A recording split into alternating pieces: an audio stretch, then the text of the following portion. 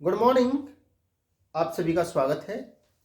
हमारा चैप्टर चल रहा है जैव अणु बायोमोलिक्यूल्स। और आज इस वीडियो में हम पढ़ेंगे डाइसैकेराइड क्या होते हैं, और डाइसैकेराइड में हम सुक्रोज की संरचना का अध्ययन करेंगे और सुक्रोज का प्रतिलोमन किसे कहते हैं या प्रतीपन किसे कहते हैं, आज इस वीडियो में हम इस टॉपिक का अध्ययन करेंगे। तो शुरू करते हैं आज का टॉपिक। डाइसैकेराइड्स क्या होते हैं? डाइसैकेराइड्स ये क्लासिफिकेशन में भी हमने पढ़ा है। वे कार्बोहाइड्रेट्स जो तनु अम्ल या एंजाइम की उपस्थिति में जल अपघटित होकर मोनोसैकेराइड के दो अणु देते हैं। वे कार्बोहाइड्रेट जिनके जल अपघटन से मोनोसैकेराइड के दो अणु प्राप्त होते हैं, ऐसे कार्बोहाइड्रेट्स कहलाते हैं डाइसैकेराइड। क्या होते हैं डाइसैकेराइड? वे कार्बोहाइड्रेट जो तनु अम्ल है, तनु अम्ल, अम्ल से एशायन प्राप्त होते हैं जिनकी उपस्थिति में जल अपघटन होता है, प्रोटॉन। वे कार्बोहाइड्रेट जो तनु अम्ल अथवा एंजाइम, तनु अम्ल अथवा एंजाइम की उपस्थिति में जल अपघटित होकर के मोनोसैकेराइड के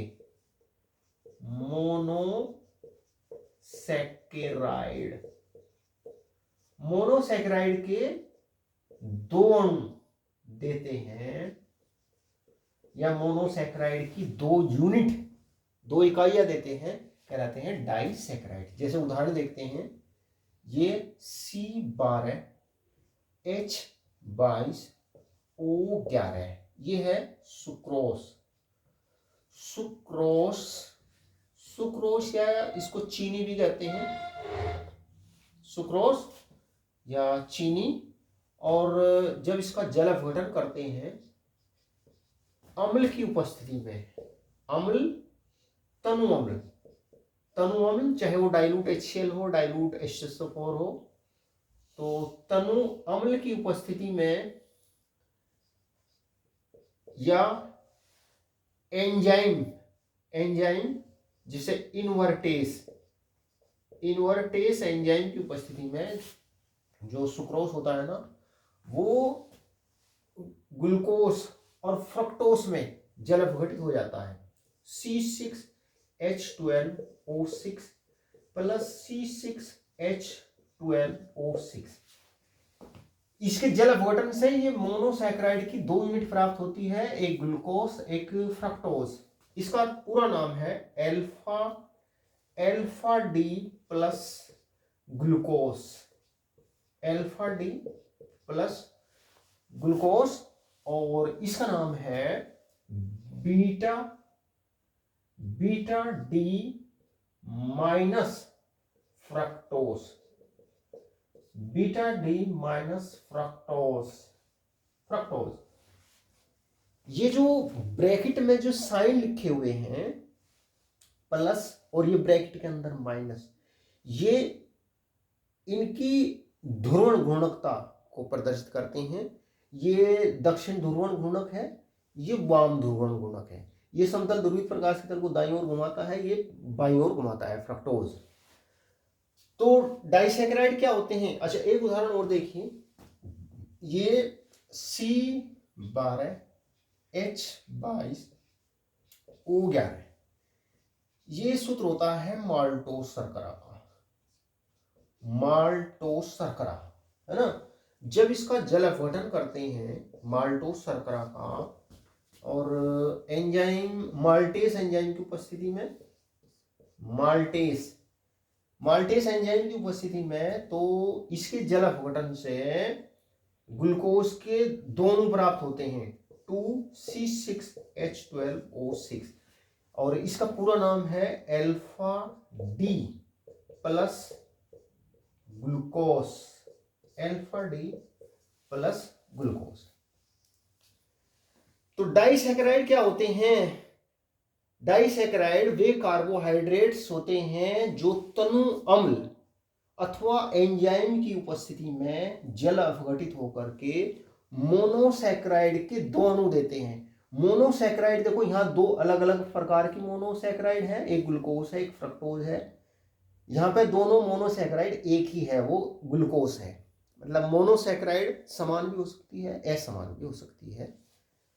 तो डाइसैकराइड वे कार्बोहाइड्रेट्स होते हैं जो तनु अम्ल मतलब डाइल्यूट HCl या डाइल्यूट H2SO4 की उपस्थिति में अथवा एंजाइम की उपस्थिति में जल अपघटित होकर के मोनोसैकराइड के दो अणु या कह सकते हैं मोनोसैकराइड की दो इकाइयां, दो यूनिट देते हैं।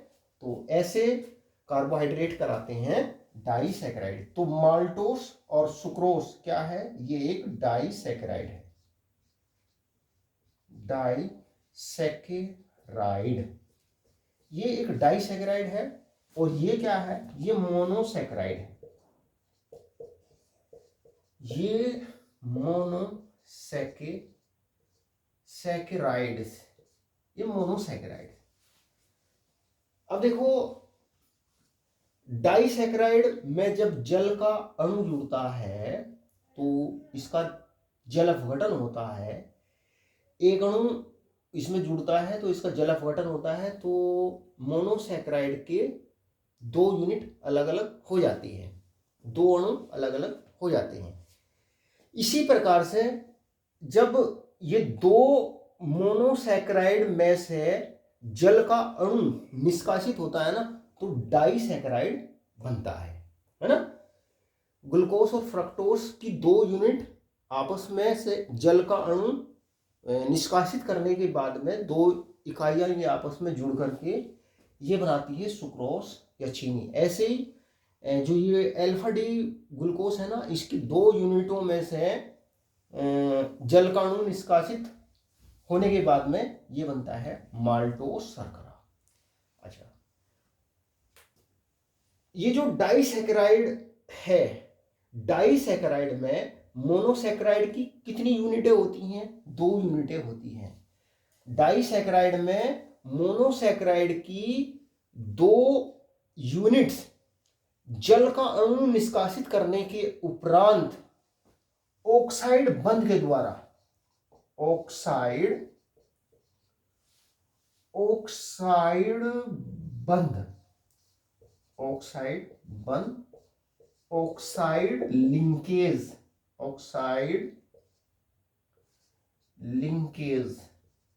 द्वारा।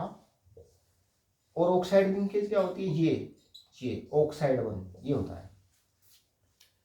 तो डाइसैकेराइड में मोनोसैकेराइड की, ये जो डाइसैकेराइड है ना, ये डाइसैकेराइड, ये डाइसैकेराइड, डाइसैकेराइड में मोनोसैकेराइड की दो यूनिटें आपस में ऑक्साइड बंध के द्वारा, ऑक्साइड लिंकेज के द्वारा जुड़ी रहती है ना। ये ऑक्सीजन परमाणु है, मतलब ऑक्सीजन परमाणु से ये दो मोनोसैकेराइड यूनिटें आपस में जुड़ी रहती है। और इस प्रकार के आबंध को ग्लाइकोसाइडी बंध कहते हैं। यानी कि ये जो ऑक्साइड बंध होता है ना, इसको ग्लाइकोसाइडी बंध कहते हैं। मतलब ये जो ऑक्साइड बंध होता है ना, इसी को ही क्या बोलते हैं? ग्लाइकोसाइडिक बंध, ग्लाइकोसिडिक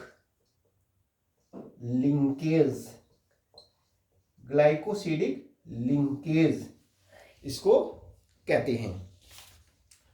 तो ये बात आपकी समझ में आनी चाहिए कि जो डाइसैकेराइड होती है ना, डाइसैकेराइड में मोनोसैकेराइड की दो यूनिटें या मोनोसैकेराइड के दो अणु एक दूसरे से ऑक्साइड बंध के द्वारा, मतलब ऑक्सीजन परमाणु के द्वारा एक दूसरे से जुड़े रहते हैं। और इस प्रकार के बंध को, इस प्रकार की लिंकेज को कहते हैं ग्लाइकोसिडिक लिंकेज, ग्लाइकोसाइडी बंध।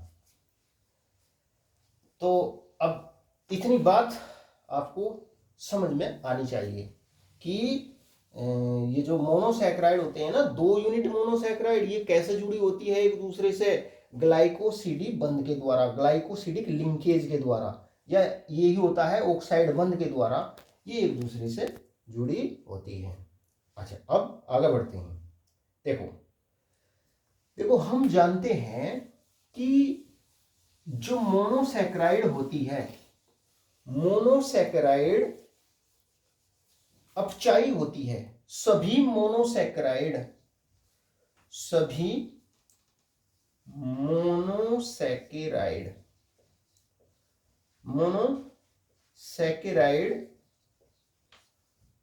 अपचाई, अपचाई मतलब रिड्यूसिंग, अंग्रेजी में रिड्यूसिंग कहते हैं, रिड्यूसिंग होती है। कोई सा भी मोनोसैकेराइड हो वो क्या होता है? वो रिड्यूसिंग होता है। मतलब जो टॉलन अभिकर्मक होता है और जो फेलिंग विलियन होता है, ये उनको अपचित कर देते हैं। जो मोनोसैकेराइड होते हैं ना, मोनोसैकेराइड टॉलन अभिकर्मक को अपचित कर देता है, और जो फेलिंग सॉल्यूशन होता है, फेलिंग विलियन, उसको मोनोसैकेराइड अपचित कर देता है। अब जो डाइसैकेराइड होते हैं, डाइसैकेराइड में 2 मोनोसैकेराइड यूनिट जुड़ी होती है। यदि डाइसैकेराइड में मोनोसैकेराइड के अपचाई समूह, जैसे ये एल्डिहाइड समूह, एल्डिहाइड, ये एल्डिहाइड समूह होता है, और ये कीटोनिक समूह होता है, CO, है ना, ये अपचाई समूह है। ये कैसे समूह है? ये है अपचाई समूह, अपचाई समूह है। यदि देखो डाइसैकेराइड में मोनोसैकेराइड की 2 यूनिटें आपस में जुड़ी होती है। यदि डाइसैकेराइड में मोनोसैकेराइड के ये अपचाई समूह आबंधित होते हैं, बॉन्डेड होते हैं, मतलब जुड़े होते हैं, तो शर्करा अनअपचाई होती है। तो शर्करा क्या होती है? अनअपचाई, अनअपचाई, नॉन रिड्यूसिंग होती है। जैसे सुक्रोज, मतलब जो सुक्रोज होती है ना, आगे देखेंगे इसको, सुक्रोज होती है ना, ये नॉन रिड्यूसिंग होती है, अनअपचाई होती है। मतलब ये टॉलन अभिकर्मक को या जो फेलिंग सॉल्यूशन होता है उसको ये रिड्यूस नहीं करती, उसको अपचयित नहीं करती, सुक्रोज। तो देखो, अगर डाइसैकेराइड में मोनोसैकेराइड के अपचाई समूह ये आबंधित होते हैं, तो शर्करा कैसी होती है? नॉन रिड्यूसिंग होती है, अनअपचाई होती है। मतलब ये टोलन अभिकर्मक को या फेलिंग अभिकर्मक को अपचयित नहीं करती, जैसे सुक्रोज।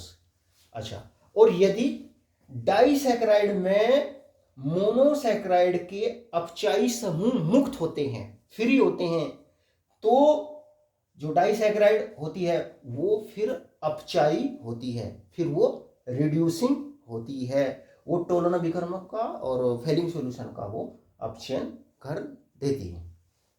तो ये चीज आपको समझ में आनी चाहिए। अब देखते हैं जो डाइसैकेराइड का उदाहरण, सुक्रोज।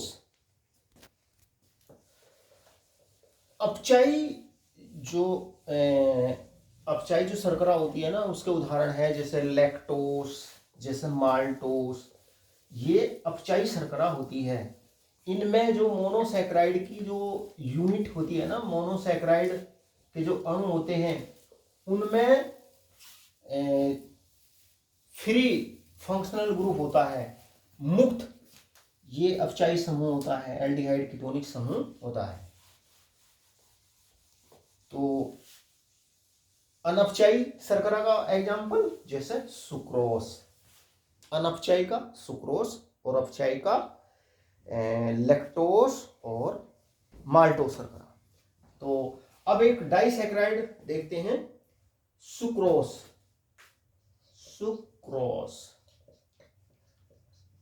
सुक्रोस, सुक्रोस जो होती है ना, ये चीनी होती है, जो गन्ने की शर्करा होती है ना, उसी को बोलते हैं सुक्रोस, चीनी, सुक्रोस। सुक्रोस एक सामान्य डाइसैकेराइड है। ये क्या है? एक कॉमन डाइसैकेराइड है। ये सुक्रोस एक कॉमन डाइसैकेराइड है। सुक्रोस का जल अपघटन जब तनु अम्ल या एंजाइम के द्वारा करते हैं तो ग्लूकोज और फ्रक्टोज का समअणुक मिश्रण प्राप्त होता है। ये एक डाइसैकेराइड है। सूत्र क्या होता है इसका? C12H22O11। ये क्या है? सुक्रोस। ये है सुक्रोस। सुक्रोस, सुक्रोस का जल अपघटन करते हैं जब तनु अम्ल की उपस्थिति में अथवा एंजाइम, और एंजाइम कौन सा होता है? वो इनवर्टेस, इनवर्टेस यीस्ट में पाया जाता है। इसके द्वारा सुक्रोस का जब जल अपघटन करते हैं तो C6H12O6, तो एक अणु ग्लूकोज का प्राप्त होता है और एक अणु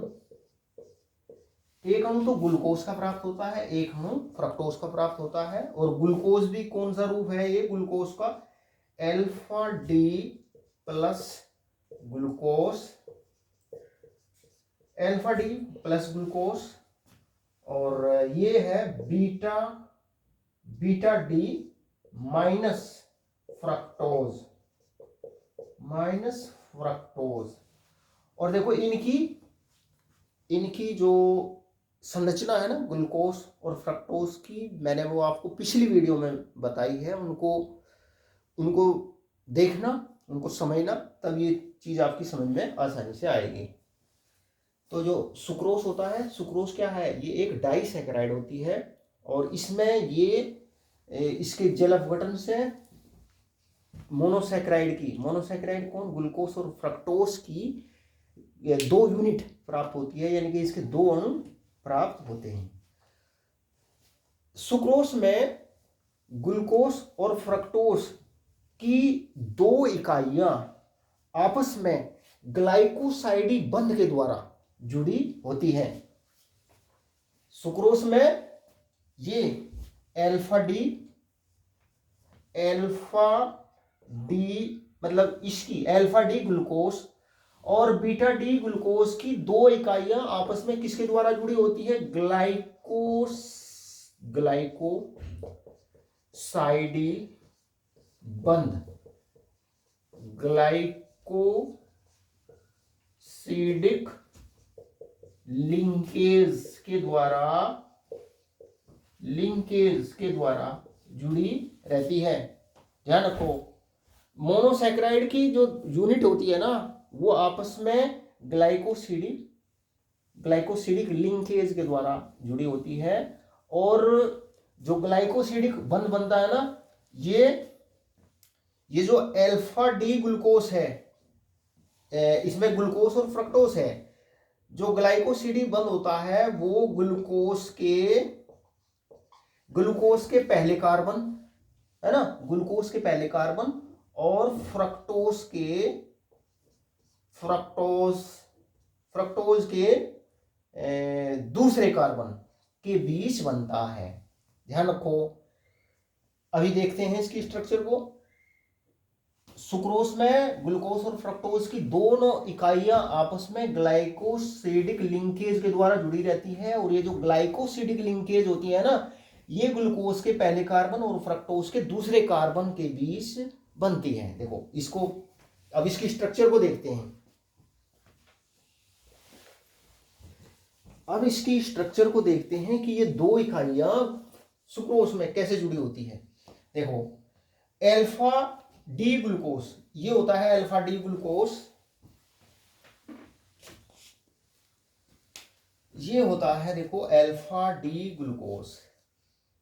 ये चक्रीय संरचना आपको मैंने बताई थी पहले। एक ये रिंग बनाइए। ये पहला कार्बन है, ये दूसरा कार्बन, ये तीसरा, ये चौथा कार्बन है, ये पांचवा कार्बन है।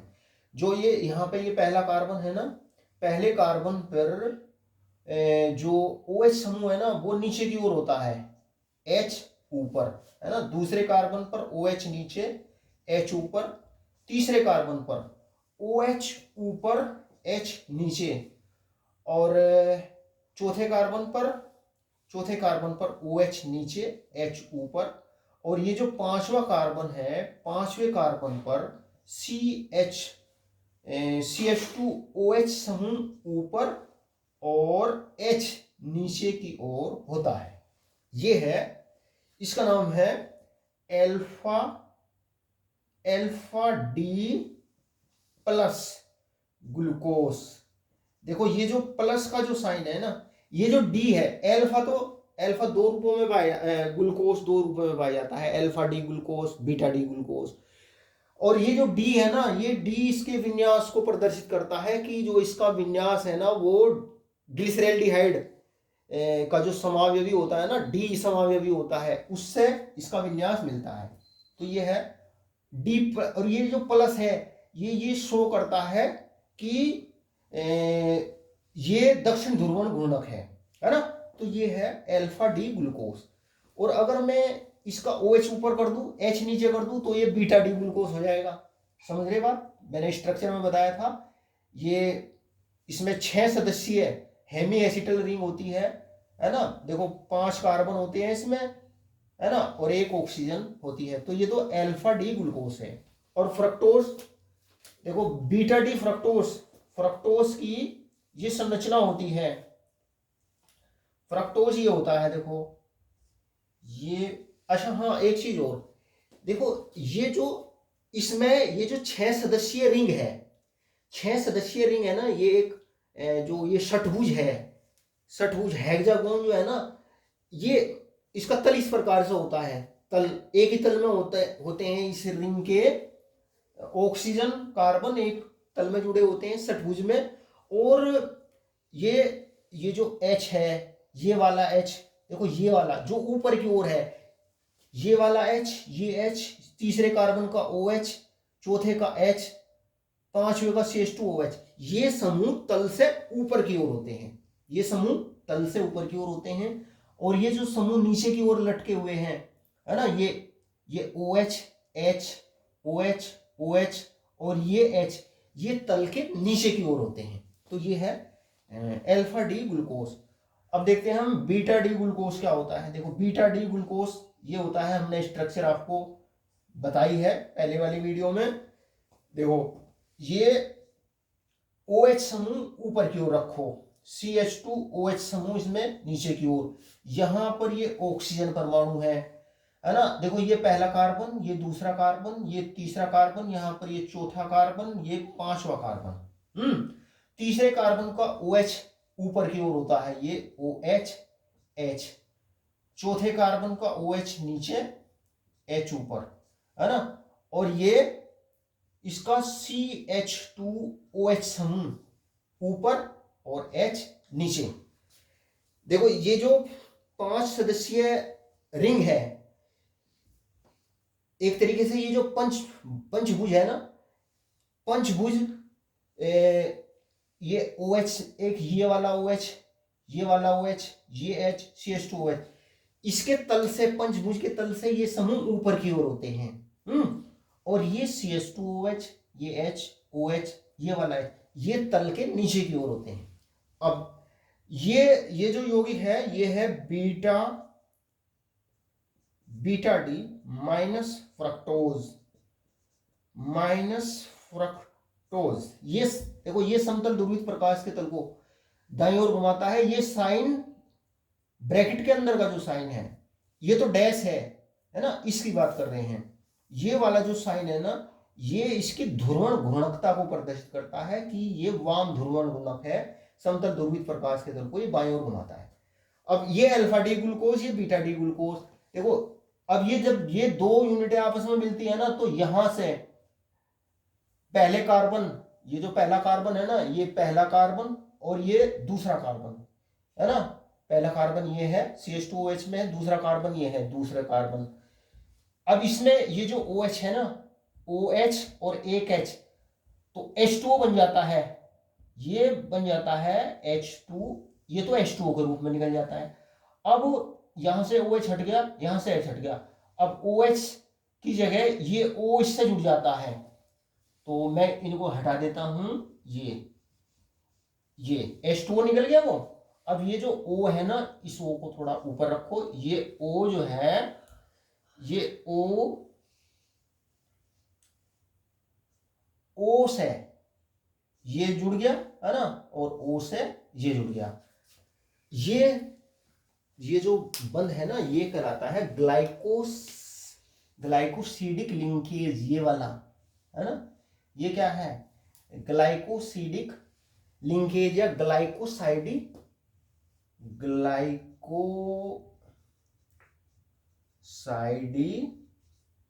बंध, ये ग्लाइकोसाइडी बंध है। तो इस प्रकार से देखो, ये सुक्रोस है, सुक्रोस में अल्फा डी ग्लूकोज और बीटा डी ग्लूकोज की दो इकाइयां आपस में ये ऑक्साइड बंध, जिसको ग्लाइकोसाइड बंध कहते हैं, इसके द्वारा जुड़ी रहती है ना। और देखो इसकी संरचना को इस तरीके से भी प्रदर्शित करते हैं,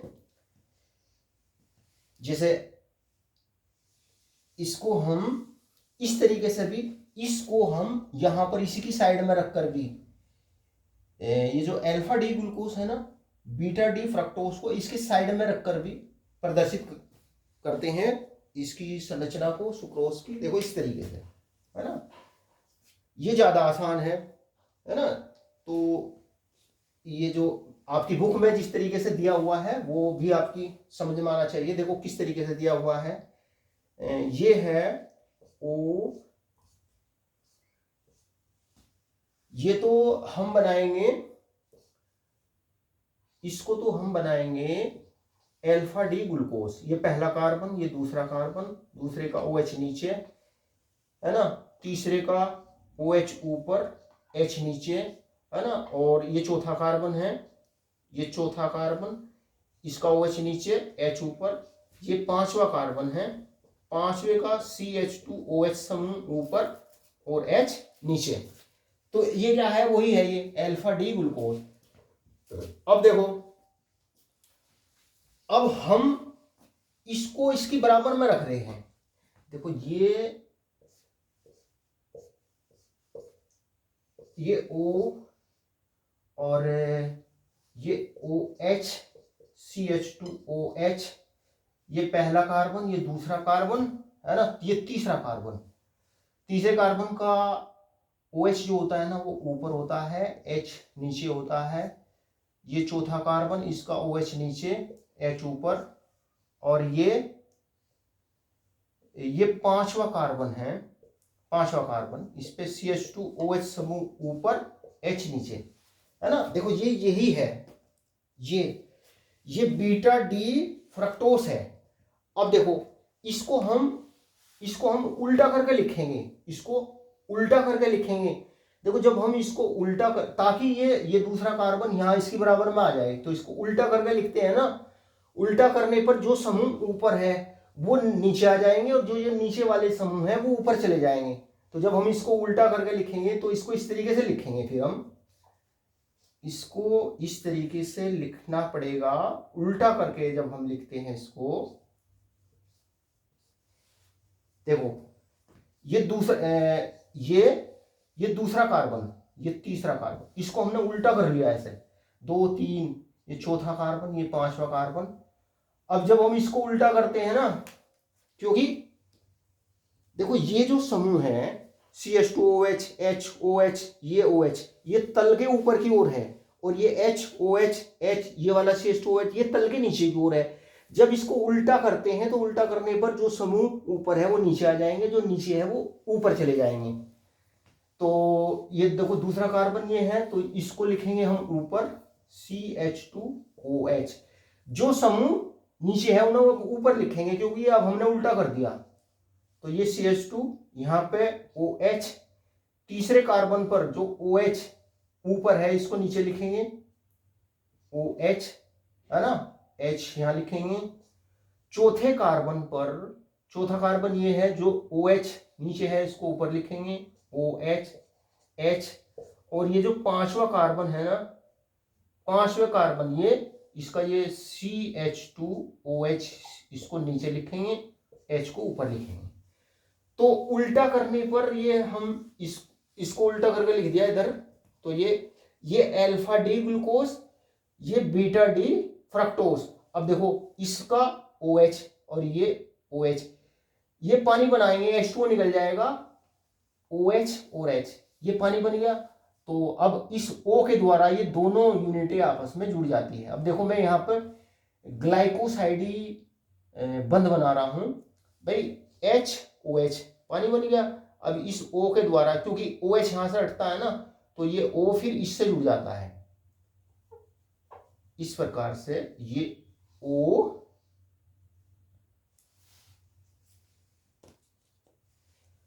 ये O मैंने इसको अलग ही लिख दिया है ना, ये O है ना, ये तो इस प्रकार से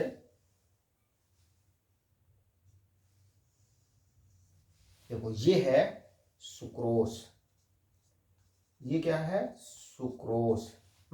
इसमें ये क्या है अल्फा डी प्लस ग्लूकोज, ये अल्फा डी प्लस ग्लूकोज है।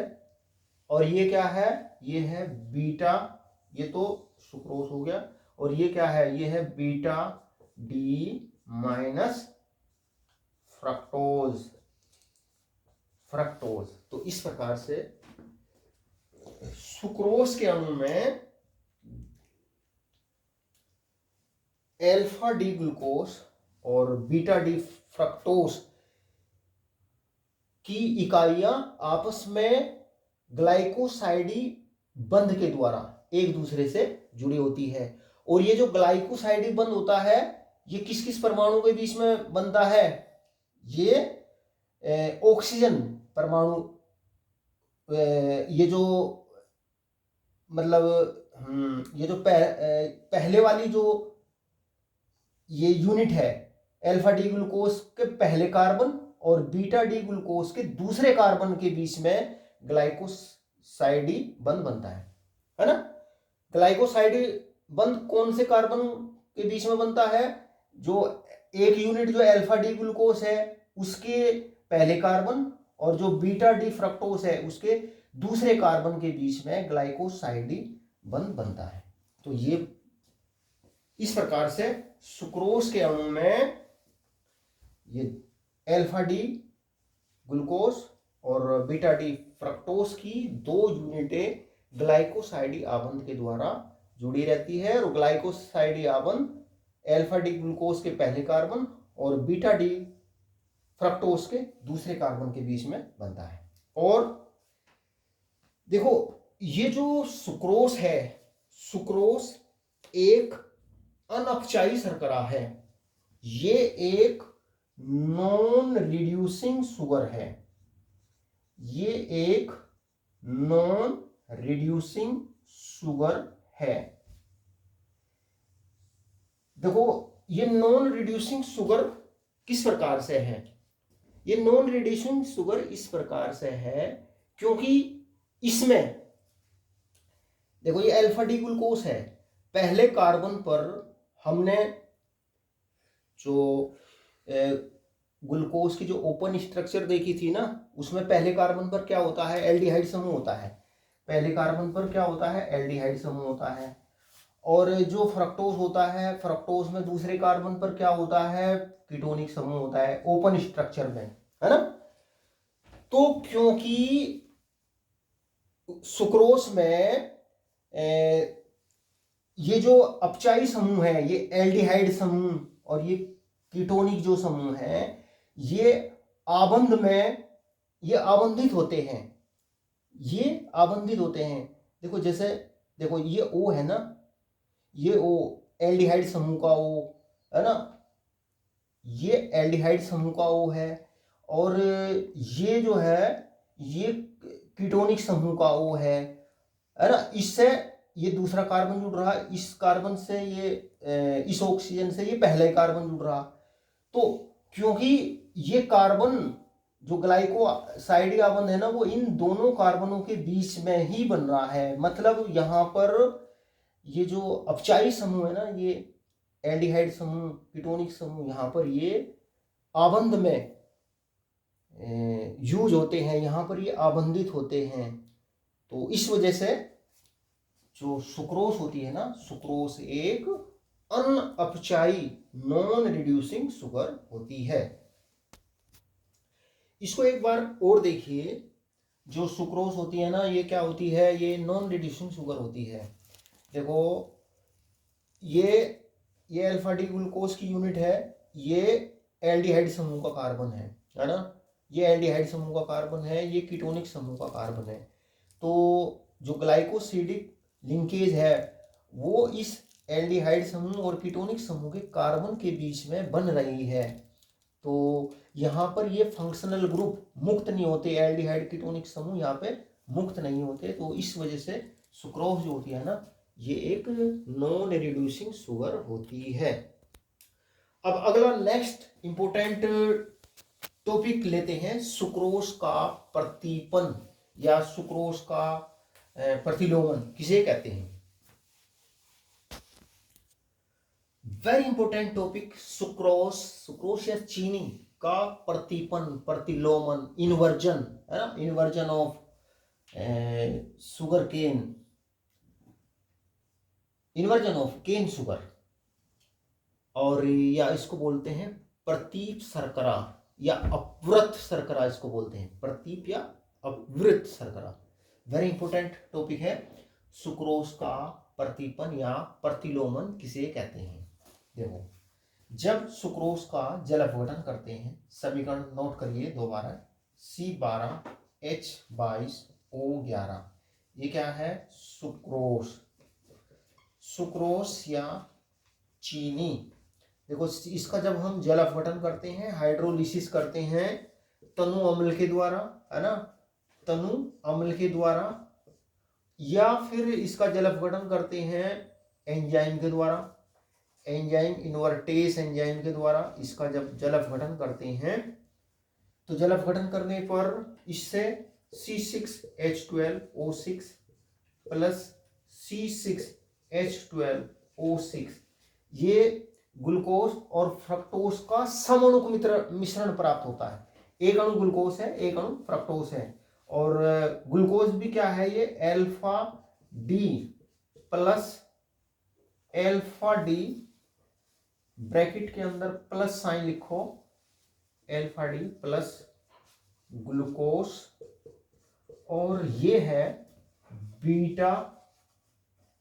Beta D minus fructose, beta D minus fructose है ये।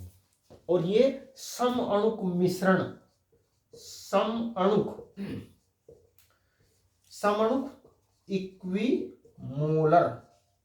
इक्विमोलर मिक्सचर प्राप्त होता है।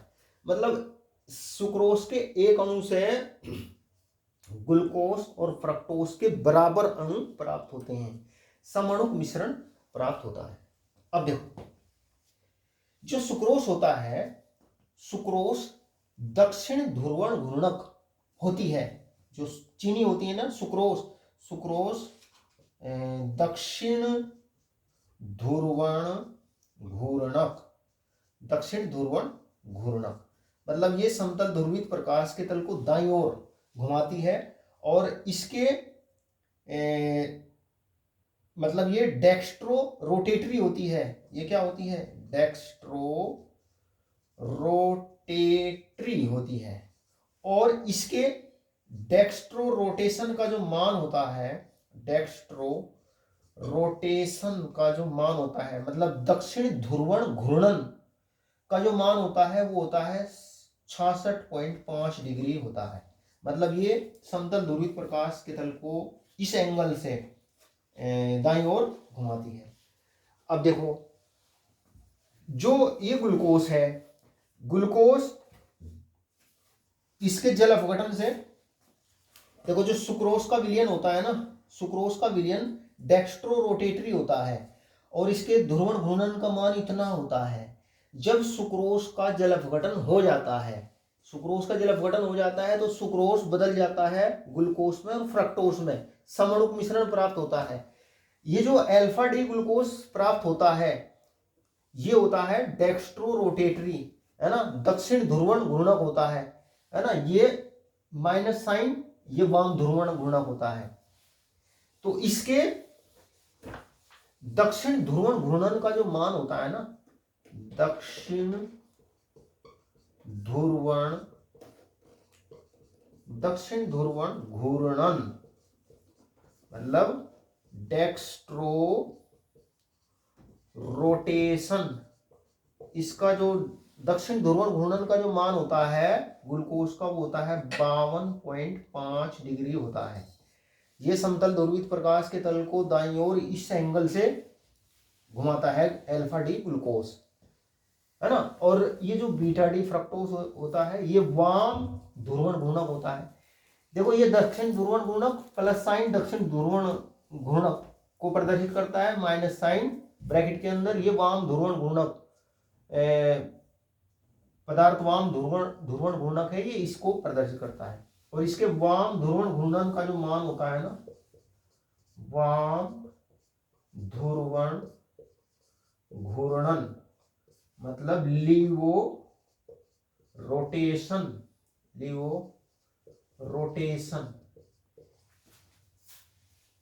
बीटा डी फ्रक्टोज के वाम ध्रुवण घूर्णन का जो मान होता है वो होता है -92.4 डिग्री होता है।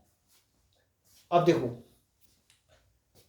सुक्रोज का विलयन डेक्स्ट्रो रोटेटरी होता है, इसका ध्रुवण घूर्णन का दक्षिण ध्रुवण घूर्णक होता है और मान कितना होता है इसका 66.5 डिग्री होता है। अब जब सुक्रोज का जल अपघटन हो जाता है, सुक्रोज बदल जाता है, सारा का सारा ग्लूकोज और फ्रक्टोज में समअणुक मिश्रण प्राप्त होता है। जितने अणु ग्लूकोज के बनते हैं उतने ही अणु फ्रक्टोज के बनते हैं। और ग्लूकोज होता है दक्षिण ध्रुवण घूर्णक डेक्स्ट्रो रोटेटरी और इसके दक्षिण ध्रुवण का जो मान होता है वो इतना होता है। मतलब ये समतल ध्रुवित प्रकाश के तल को दाईं ओर इस एंगल से घुमाता है। अब देखो ये तो विलयन में से खत्म हो गया, सुक्रोज तो खत्म हो गया, अब क्या बचा, ये बचा, दोनों ये बन गए। अब ये तो दाईं ओर घुमाता है और ये समतल ध्रुवित प्रकाश के तल को ये बाईं ओर घुमाता है। और क्योंकि वाम ध्रुवण घूर्णन का मान दक्षिण ध्रुवण घूर्णन के मान से ज्यादा है, देखो ये मान इस मान से ज्यादा है ना, ये मान इस मान से ज्यादा है, ये दाईं ओर घुमाता है, ये बाईं ओर, तो ये जो मान है ये इस मान से ज्यादा है। तो इस वजह से जो विलयन है वो वाम ध्रुवण घूर्णक हो जाता है। विलयन कैसा हो जाएगा, विलयन हो जाएगा वाम ध्रुवण घूर्णक, है ना, लीवो रोटेटरी हो जाएगा, लीवो रोटेटरी हो जाएगा। भाई सुक्रोज का विलयन कहीं के विलयन में बदल गया, ग्लूकोज और फ्रक्टोज के विलयन में बदल गया। और सुक्रोज का विलयन कैसा था, वो था दक्षिण ध्रुवण घूर्णक था। अब ये सुक्रोज बदल गया ग्लूकोज और फ्रक्टोज में, क्योंकि जो फ्रक्टोज का ध्रुवण घूर्णन का मान होता है, ये वाम ध्रुवण घूर्णक है फ्रक्टोज, ग्लूकोज दक्षिण ध्रुवण घूर्णक है। क्योंकि इसके ध्रुवण घूर्णन का जो मान होता है वो ग्लूकोज के ध्रुवण घूर्णन के मान से अधिक होता है, तो इसलिए जो विलयन है ना, विलयन वाम ध्रुवण घूर्णक हो जाता है। पहले चीनी का विलयन कैसा था, दक्षिण ध्रुवण घूर्णक। अब विलयन में ये दोनों चीज है। अब विलयन कैसा हो गया, वाम ध्रुवण घूर्णक हो जाता है। अर्थात विलयन का जो ध्रुवण घूर्णन का जो चिन्ह है वो बदल जाता है ना। पहले विलयन कैसा था, डेक्स्ट्रो रोटेटरी था। अब विलयन कैसा हो गया, अब विलयन हो गया लीवो रोटेटरी। तो इस प्रक्रम को ही कहते हैं सुक्रोज का प्रतिपन या प्रतिलोमन, इसी को कहते हैं सुक्रोज का प्रतीपन या प्रतिलोमन, क्योंकि जल अपघटन के बाद में विलयन का जो ध्रुवण घूर्णकता का जो चिन्ह है वो बदल जाता है। विलयन दक्षिण ध्रुवण घूर्णक से वाम ध्रुवण घूर्णक हो जाता है। तो विलयन का दक्षिण ध्रुवण घूर्णक से वाम ध्रुवण घूर्णक बन जाना कहलाता है सुक्रोज का प्रतीपन या प्रतिलोमन। और जल अपघटन के पश्चात जो ग्लूकोज और फ्रक्टोज का समअणुक मिश्रण प्राप्त होता है, इस मिश्रण को कहते हैं प्रतीप शर्करा। इस मिश्रण को ही कहते हैं, ग्लूकोज और फ्रक्टोज का जो मिश्रण प्राप्त होता है इसी को कहते हैं प्रतीप शर्करा, या इसको बोलते हैं अपव्रत शर्करा। इसी को कहते हैं अपव्रत शर्करा, अपव्रत शर्करा, इनवर्ट शुगर। तो ये बात ही सुक्रोज का प्रतीपन या प्रतिलोमन किसे कहते हैं, प्रतीप शर्करा क्या होती है, अपव्रत शर्करा क्या होती है। सुक्रोज के जल अपघटन से जो समअणुक मिश्रण प्राप्त होता है ग्लूकोज और फ्रक्टोज का, उसी को कहते हैं अपव्रत शर्करा। तो प्यारे विद्यार्थियों, आज मैंने आपको कई इंपॉर्टेंट बातें बताई है ना। डाइसैकेराइड क्या होते हैं, सुक्रोज की स्ट्रक्चर बताई, और सुक्रोज का प्रतिलोमन या प्रतीपन किसे कहते हैं, वेरी इंपॉर्टेंट टॉपिक है। तो प्यारे विद्यार्थियों, आज की वीडियो में इतना ही। वीडियो अच्छा लगे तो लाइक करना, शेयर करना और चैनल को सब्सक्राइब करना। चैनल का नाम है केमिस्ट्री बाय अशोक कुमार। आज की वीडियो में इतना ही। थैंक यू, नमस्कार।